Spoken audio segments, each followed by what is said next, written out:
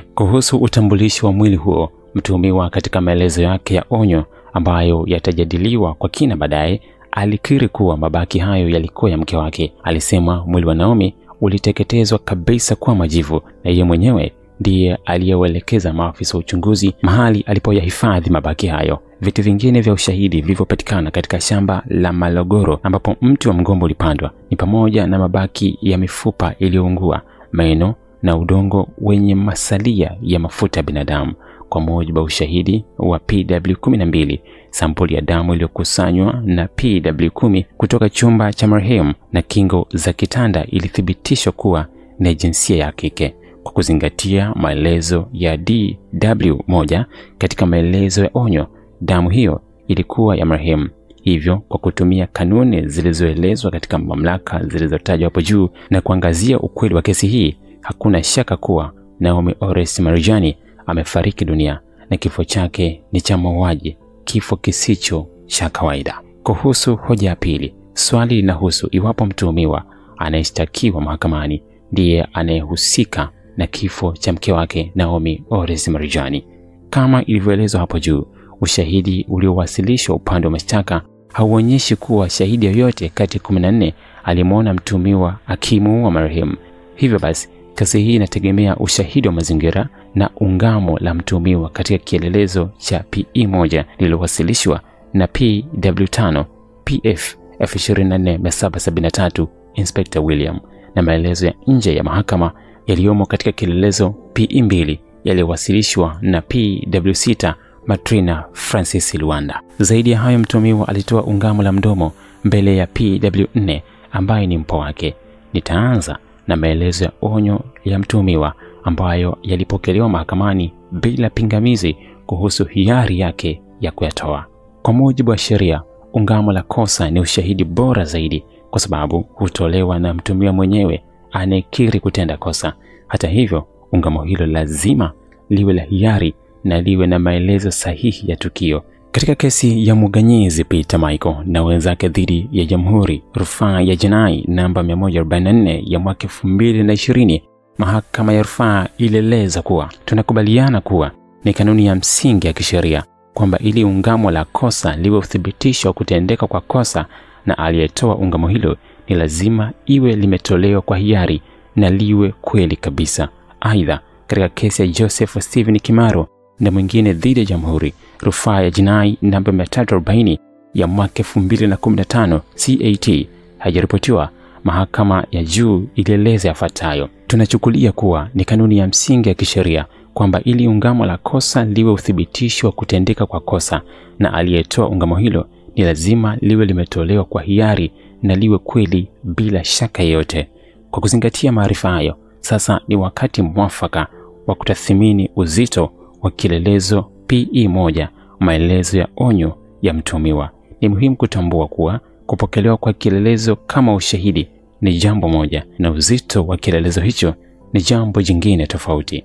Nilipata fursa ya kupitia kielelezo PE1 ili kuona iwapo kinatoa mwanga kuhusu hoja ya pili inayozingatiwa mahakamani ili kuleta uwazi juu ya kila ambacho mtuhumiwa alikiri. Sehemu ya maelezo yake imenukuliwa hapa chini. Hivyo, tarehe 14 mwezi wa 5 mwaka 2019, mimi nililala nyumbani kwa Margaret. Kulipokucha asubuhi majira ya saa 1 kamili ndipo nilirudi nyumbani kwangu. Hivyo ilikuwa ni tarehe 15 mwezi wa 5 mwaka 2019.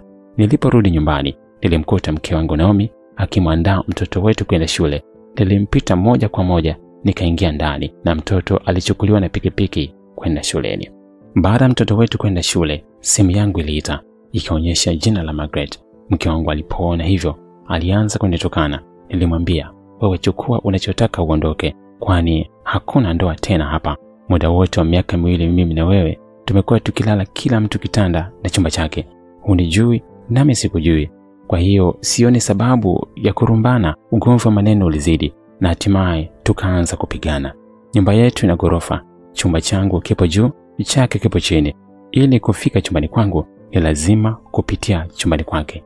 Ugomvi ulianzia chumbani kwake ambapo tulipigana kwa mikono bila kutumia silaha yoyote. Wakati wa ugomvi huo alinishika sehemu za siri kwa nguvu, jambo lililonifanya kumsukuma akadondoka akipiga kichwa kwenye mlango wa choo. Alipoanguka chini, alianza kutoka damu nyingi puani na mdomoni. Akiwa amelala sakafuni, alianza kukoroma na kusema, Mungu anisamehe. Hakunyanyuka tena, bali aliendelea kupoteza fahamu hadi akafariki dunia papo hapo. Nilikwenda kufunga geti la nje ili kutafakari cha kufanya. Jambo la kwanza lilokuja akilini mwangu lilikuwa ni wapi ningepeleka mwili wa marehemu na jinsi ya kutoa taarifa kwa ndugu na familia. Nilijiuliza maswali mengi. Ikiwa nitabeba mwili kwenye gari na nikakutana na trafiki njiani, nitawaeleza nini? Nikijaribu kupeleka usiku na nikakutana na askari wa doria, nitaambia nini? Hatimaye wazo la kumzika ndani lilinijia, lakini nikaogopa kwamba iwapo watu wangefukua baadaye, wangepata ushahidi dhidi yangu. Kwa hivyo nikaamua kumchoma moto ili kuharibu ushahidi wote. Nilihitaji moto mkali, lakini sikutaka kutumia kuni kwa sababu zingehitajika nyingi. Badala yake nilichagua kutumia mkaa. Nilikumbuka kuwa kwenye banda la kuku nilikuwa nimechimba shimo la kupitisha maji machafu.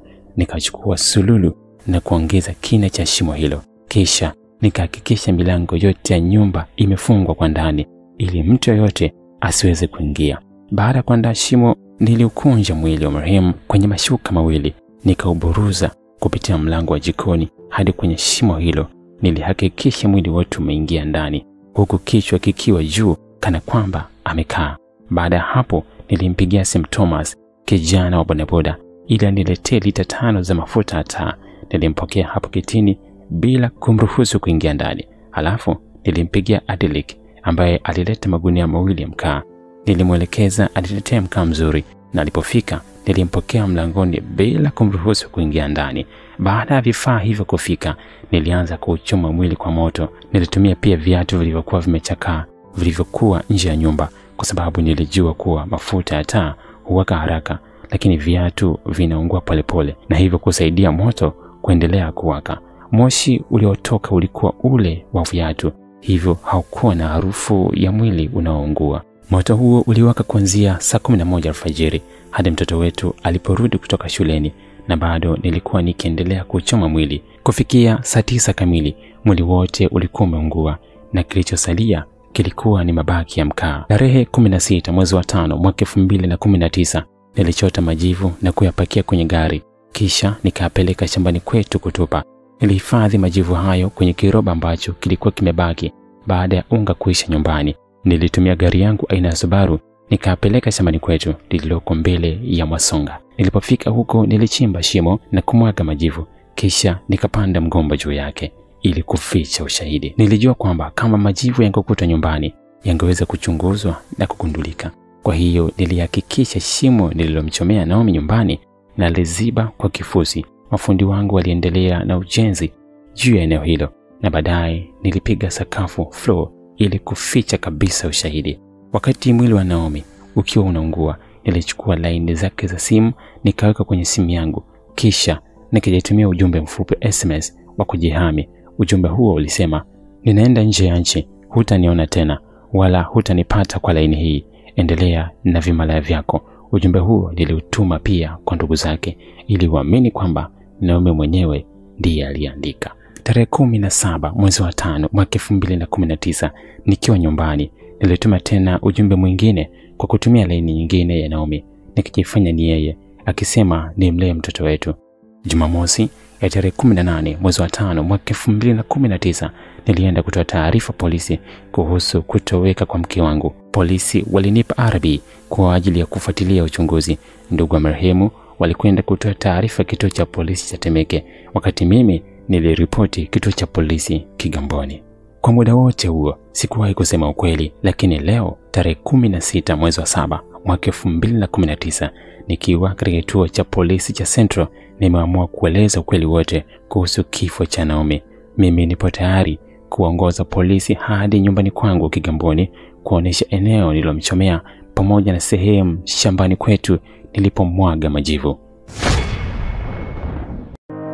Ili kuwa mwanafamilia bora wa Global TV, usisahau kusubscribe, like, kushare na kucomment. Baada ya kusubscribe, bonyeza alama ya kengele ili kupata taarifa kwa kila video inayopanda Global TV Online.